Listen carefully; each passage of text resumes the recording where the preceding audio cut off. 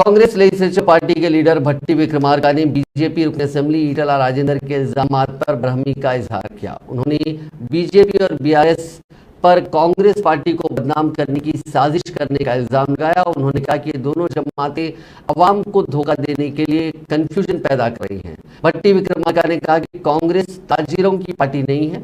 उन्होंने इल्जाम लगाया कि बीआरएस की हुकूमत लूट मार में बीजेपी एमएलए ईटला राजेंद्र सबसे बड़े हिस्सेदार रह चुके हैं।